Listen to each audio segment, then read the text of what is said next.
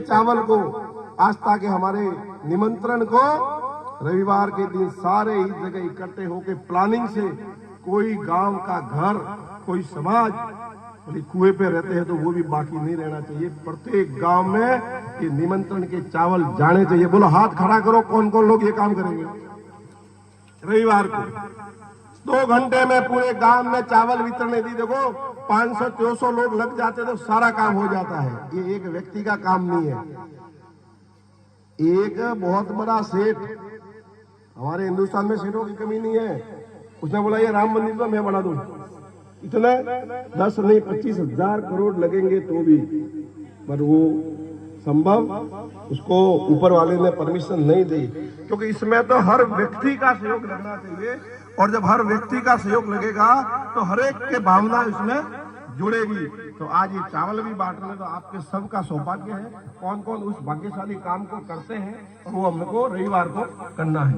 उसके बाद 22 तारीख को जब ये प्रतिष्ठा का विषय है, या बड़ी एलईडी लगा के हम उसका आनंद लेंगे।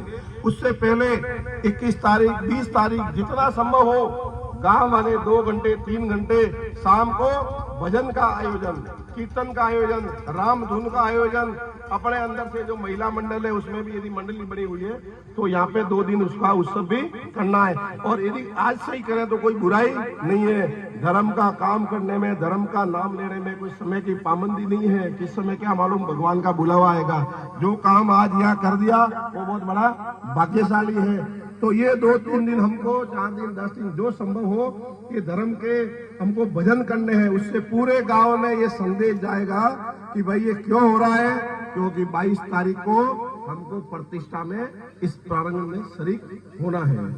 22 तारीख के दिन नहा धो के नए कपड़े पहनने हैं। हमारे पास खूब कपड़े पहने, नए त्योहार में ब्याह शादी में जाते ना, जब पहनते। मेरे को याद है पहले तो जिनको बारात में ले जाना था तो जिसके घर में ब्याह होता था एक साबुन की बट्टी भी देते थे। बहुत महत्व था। ये मैं 40 साल पुरानी बात करता हूँ। और नहा धो के तैयार होते थे आगे बारात में जाना। आज भी देते कि मालूम नहीं, पहले की बात मेरे को याद है। तो उस दिन नया काम है, इसलिए सबको नहा धो के नए कपड़े पहनने हैं, घर में मिष्ठान बनाना है और यहाँ आके उस प्रतिष्ठा का अपने आंखों से देख के अपने जीवन को धन्य करना है। भाई जिन लोगों की 500 पीढ़ियां खप गई, कितना वर्ष हुआ राम मंदिर की लड़ाई में, 500 वर्ष। और उस समय के जो लोग थे उनके आंखों के सामने उस मंदिर को तोड़ा जा रहा था। भाई राम का जन्म हुआ, वही तो राम मंदिर बनाया और वही बना हुआ था। तो राम का जन्म कोई रोड पे तो हुआ नहीं, वो तो राजा महाराजा थे, भगवान थे साक्षात, तो महल में ही हुआ होगा ना, तो वहां मंदिर होगा। तो फिर वहां बाबरी मस्जिद कहां से आ गई? 1528 में जब मुगलों का शासन रहा, 1193 से लगा के 1857 तक हमारा देश 600-700 साल गुलाम रहा।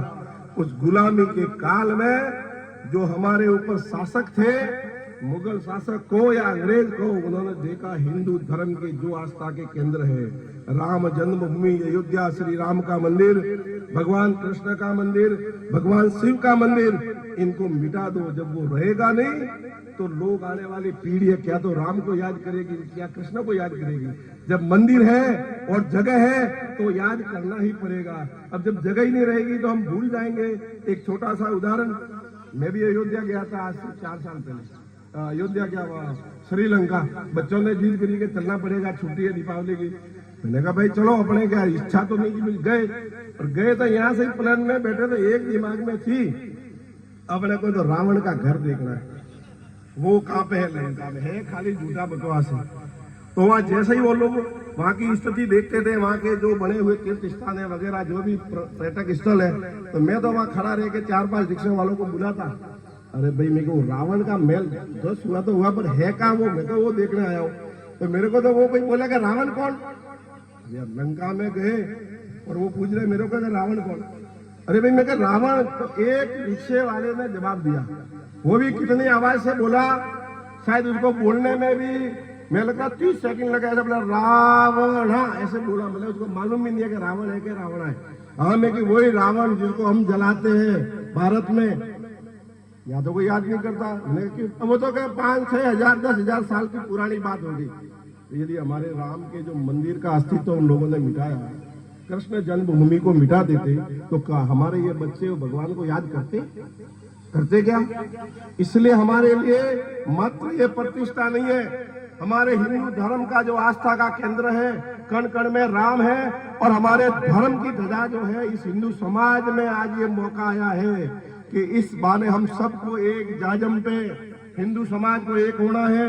आने वाली पीढ़ियों के लिए जो धर्म का उद्देश्य है कि धर्म हमारा कितना चौड़ा है, लंबा है, कितना गहरा है, चाहे कितने भी विदेशी ताकतें आएगी, कितने भी अधर्मी आएंगे, इस धर्म को नहीं मिटा सकते। उन्होंने कोशिश खूब करी, लेकिन जिन लोगों ने जब मंदिर टूट रहा था उन्होंने संकल्प भी लिया था, उनकी 25 पीढ़ियां खप गई बिना चप्पलों के, बिना सांपों के। अयोध्या के आजू बाजू में ऐसे कई गांव हैं जिनमें ठाकुर परिवार है और भी समाज के हैं। जब कोई मंदिर टूटता है, अपने यहाँ भी यदि आस्था के केंद्र पे चोट आती है, तो गांव के जो धार्मिक व्यक्ति, जो जवान है, जो लड़ने वाले, वो हथियार लेके जाते हैं। तो उनका वह बलिदान हुआ। फिर उनके बुजुर्गों ने ये संकल्प लिया कि जब तक हमारा मंदिर नहीं बनेगा, हम जूते नहीं पहनेंगे, साफे नहीं पहनेंगे।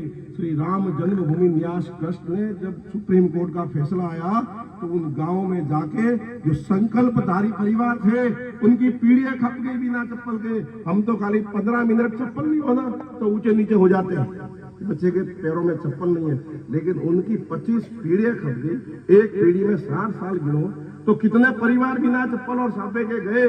तो वो जो संकल्प पूरा हुआ है, तो उनके धन्य से हुआ है। और आज जो हमको राम मंदिर के दर्शन करने को मिल